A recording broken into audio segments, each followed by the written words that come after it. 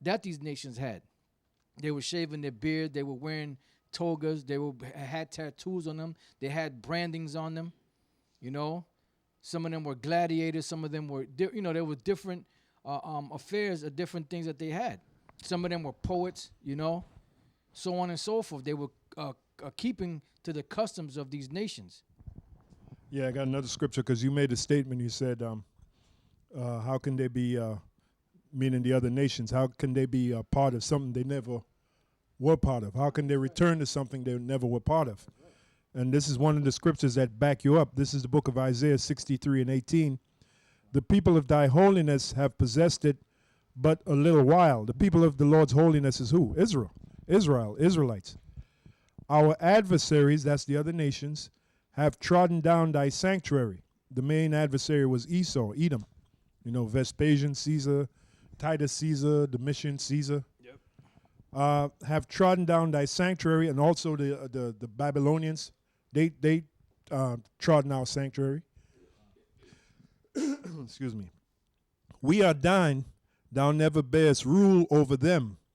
They were not called by thy name. That's right. They were not called by their name because the name of the Most High was never upon these nations. That's why he called Israel, Yasha Allah. He is a prince of the Most High, of the power. So these other nations don't have that right or that benefit, and they never had it, and they never will have it. Because that's how the Most High laid it down. But now this is Matthew 18 and 15. It says, moreover, if thy brother shall trespass against thee, go and tell his fault between thee and him alone. If he shall hear thee, thou hast gained thy brother. But if he will not hear thee, then take with thee one or two more, that in the mouth of two or three witnesses every word may be established. Because you're trying to make it right with your brother, right? It says, and if he shall neglect to hear them, tell it unto the church. So then you have to have a council on it, right? But if he neglect to hear the church, let him be unto thee as an heathen man and a publican. So basically he's casted off as a heathen. And that's what that was a custom that they were doing back then. What do you think the whole situation about the Samaritans is all about? You had Israelites that were being accused of breaking the laws, and so that they wouldn't be judged, whether it was righteously or unrighteously, whatever the judgment was, they would flee into Samaria among those heathens that were put there, going back to the time of Shalmaneser. And they were being called apostates or heathens by the Jews that were in Israel.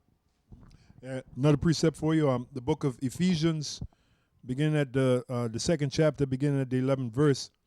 It says, wherefore remember, and this is the Apostle Paul speaking to who? The Israelites in Ephesus, who were following the Greek customs, because Ephesus was a Greek city. Calling themselves Ephesians. Wherefore remember, that ye being in time past Gentiles in the flesh. Right. Now, what does that mean? We just explained it. Yep. They were living in Ephesus. They were following the Greeks. They were acting just like the Greeks. Yep. So they were Gentiles in the flesh. In time past. In time past.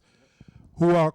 Who are called uncircumcision by that which is called a circumcision in the flesh made by hands. Right. If you want, you can interpret on it. Yeah. In the flesh made by hands. In other words, you had the Jews that were known as a circumcision. They were calling the Israelite foreigners the uncircumcision. That's pretty much what that means. Yep. One more verse. It says that at that time ye were without Yahushai, because it starts with Yahushai, right?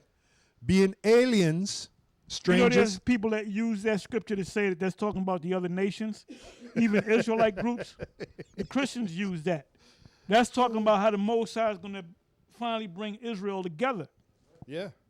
That at that time ye were without Yahushai, being aliens from the commonwealth of Israel, and strangers from the covenants of promise, having no hope and without the power in the world. And when you read certain scriptures, there's Israelites that were called strangers. You had Israelites that were calling themselves strangers. You had the Most High himself one time said he was a stranger. It's in the book of Psalms somewhere. I don't know offhand where it is. You know, but there, when you read throughout the scriptures, there's different times where Israel was being called strangers. You know, and that's what the whole mystery of the Gentiles is. That's why this is written in the book of Habakkuk or Habakkuk, the 1st chapter in the 5th verse. It says, "Behold ye among the heathen," those of you that are among the heathen, right? It says, "And regard and wonder marvelously. For I will work a work in your days which you will not believe, though it be told you." And what was that work that the Lord was going to work? He was going to bring those Israelites that were uncircumcised, that were being called heathens. He's going to bring them back out of there, out of that condition, and set them back up, you know, in their heritage, in their customs, in their language, you know, in the truth. And that's what was happening. You know, that's what when you read the book of Acts, that was one of the main things that was going on in the book of Acts. You know, you had the apostles like Peter and them. They were gathering the Jews, you know, the ones that believed. But then the Lord used Peter to bring the first Gentile, which was an Israelite foreigner, into the fold, because that was the beginning of the Israelite foreigners coming back to their fold. Which his name is Cornelius, which right. Elder Apostle Tahar broke down. The name Cornelius, it means seed. And that is a pure case of Norman Omen. Name prediction, because his name predicted he would be the seed of those Israelite foreigners coming back to the truth. You know, through Yahushua. It starts with Yahushua. That's why I just read that there. What Paul said, that you were in time past, you were Gentiles in the flesh, that ye at that time were without Yahushua, being aliens from the commonwealth of Israel. So Yahushua is the one that brings us back to our nationality, who we truly are. Starts with Yahushua. Yeah, because prior to that, what were they? They were out there. They weren't circumcised. You know, they were Gentiles in their mind. And what brought them to that state? What was the thing that brought them to that state? The fact that they were worshiping idols, you know, and not worshiping the Most High. That's what brought them to that state. You know, whether it was through conversion, whether it was through a threat of the sword, or whatever the case is, as if the Lord allowed, you know, as we go in the lesson, we go over it. You know, this is our 1 Corinthians 12:1. "Now concerning spiritual gifts, brethren, I would not have you ignorant. You know that you were Gentiles, carried away unto these dumb idols, even as you were led." So a Gentile does not stop being a Gentile. Somebody of another nation is always of the other nation. The reason why the Apostle Paul said you were Gentiles, because you were in that Gentile state of mind. You were you were consumed with those with those customs and all of that. Idols. Yep. The dress code, Yep. eating swine, you know, eating abominations that they were eating. Yeah, You know, doing the things that they do. That's it. Con. You know, but now when you heard the truth and you accepted Yahushua, then you started coming out of that darkness. Born again. And you were born again. You came out you started putting that filth off.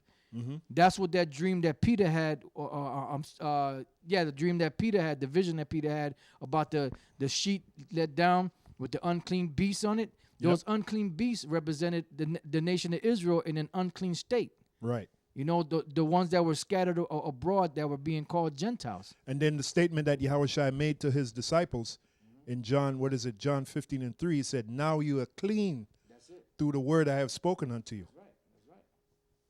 That's right. And because that's what cleans you. That's what the scriptures say. You have to be baptized with water by the word. You know? I got one more here. This is Romans chapter 2. Yeah, because if I can add that, the same guy that we were watching, his leader, which is, we call him Bubble-Eyed Blackfish, wasn't he out there baptizing people in water? Well, that's not part of this. He was baptizing Edomites. Yeah. The baptism was symbolic. That's right. You got something? No. Okay, I'm going to go back to this Jeremiah, right? Jeremiah 12:14. "Thus saith Yahweh against all mine evil neighbors." The evil neighbors at that time was Israel, man, because they kept going off. "That touch the inheritance," which means land, "which I have caused my people Israel to inherit. He's talking about them. Behold, I will pluck them out of their land. Whose land? Israel's land. Well, who's there? Who was there at the time? Israel. That's right. So he's talking about Israel. Thus saith Yahweh against all my evil neighbors. Who is all of his evil neighbors? Israel. They were being evil, man. That touch the inheritance which I have caused my people Israel to inherit. Behold, I will pluck them, and I'm going to show you that it's Israel. Behold, I will pluck them out of their land and pluck out the house of Judah from among them. That's right. Now, what happened? When you go into the history, you had two kingdoms. Right. So the Most High said, I'm going to pluck up one, because who got plucked up first? The kingdom of Israel, which is the northern kingdom. Come. And then eventually the southern kingdom, which was the kingdom of Judah. Right. So ultimately, what did he do? He plucked up the both of them out of the two kingdoms. That's right. Remember, this is after Kings, man. Mm-hmm. It says 15. And it shall come to pass, after that I have plucked them out, I will return. How can you return? After he plucked who out? Go back to the 14th verse. If you can't understand it, the clue is, and pluck out the house of Judah from among them. The them is the kingdom of Israel, the northern kingdom. Right. And it shall come to pass after that I will pluck them out, I will return and have compassion on them. Okay, let's suppose they're talking about other nations. The Most High is going to have compassion on the other nations? He's going to have compassion on the ones that he plucked out of his land.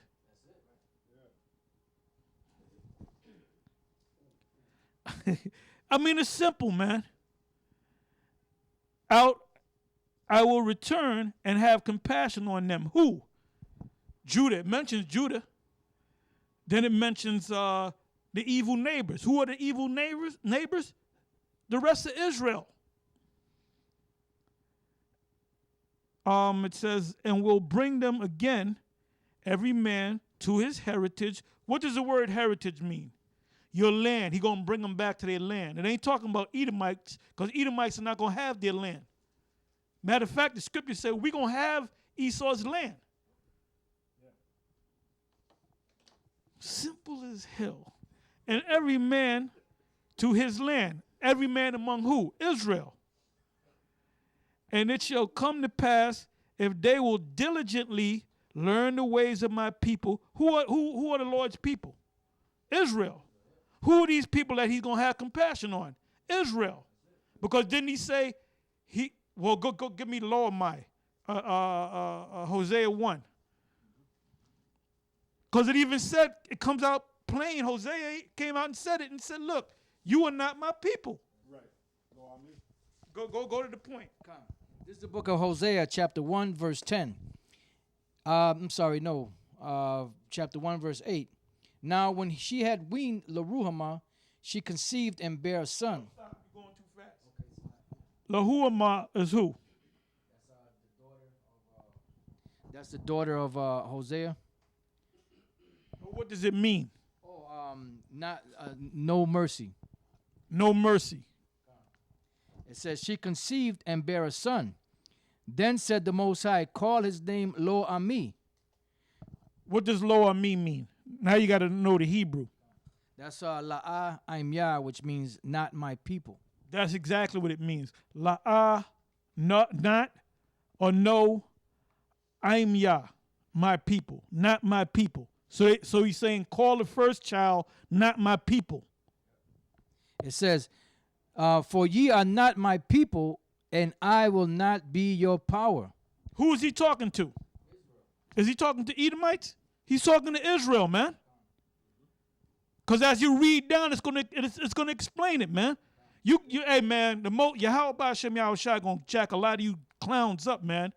Like I've been saying, man, for years. None of you guys have you have no business out there teaching, man, because all you're doing is confusing the people.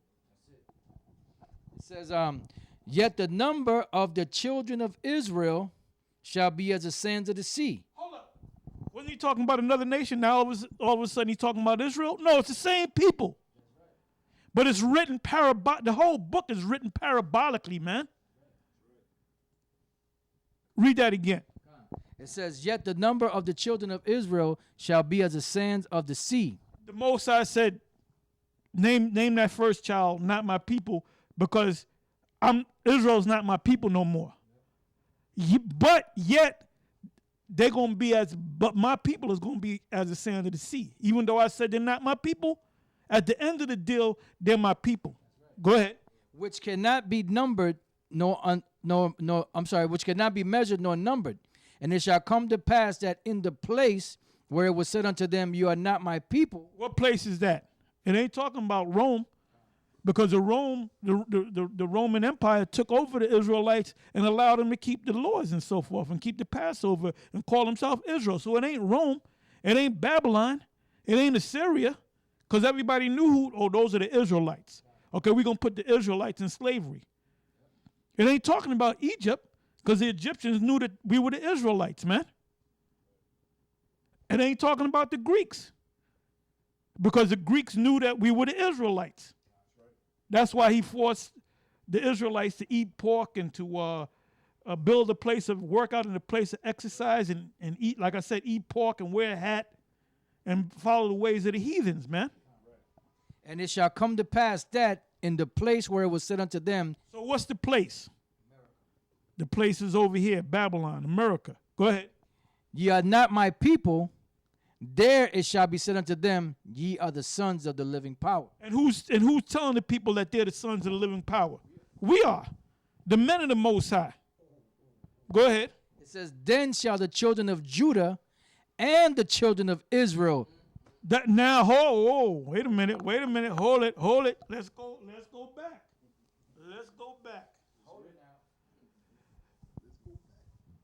Jeremiah 12:14. Thus saith Yahweh against all mine evil neighbors, which are Israel, that touch the inheritance, their land, which I have caused my people Israel to inherit. Behold, I will pluck them, the wicked Israelites, which all of them were deemed as being wicked, because they plucked all of them out. They plucked the prophets. The prophets didn't stick around. They were plucked out with Israel, man. I will pluck them out of their land. What land? Israel's land, and pluck out the house of Judah from among them. The kingdom of Israel was plucked out first by the Assyrians. Go back to the history. By Shalmaneser, give you a name, during the time of Hosea, which is Hawashai, King Hawashai, or Malach Hawashai. And the king that took Israel over was King Shalmaneser the fifth. All right? And then Babylon took control of Judah. Judah was still there, and they were taken into captivity. They were able to build the place up, but ultimately they were pushed out the land too. It says, Hosea 1:11, then shall the children of Judah and the children of Israel be gathered together and appoint themselves one head, and they shall come up out of the land, for great shall be the day of Jezreel. Who's the one head? Hosea 3. I'll tell you, Hosea 3 and 5. The book of Hosea 3 and 5. Afterwards shall the children of Israel return and seek the Lord their power and David their king, and shall fear the Lord and his goodness in the latter days. What time period are we in? We in the latter days. Okay? This is the book of Jeremiah 31 and 18. I have surely heard Ephraim bemoaning himself thus. Thou hast chastised me, and I was chastised, as a bullock unaccustomed to the yoke. Turn thou me, and I shall be turned, for thou art the Lord my power. And Ephraim represents the northern kingdom. He was the head of the northern kingdom. Yeah, because when you say Ephraim, you don't got to say Ephraim, Issachar, Naphtali, Gad, Asher. You don't got to say, all you got to do is say Ephraim, man. Or even Joseph. Yeah, Joseph.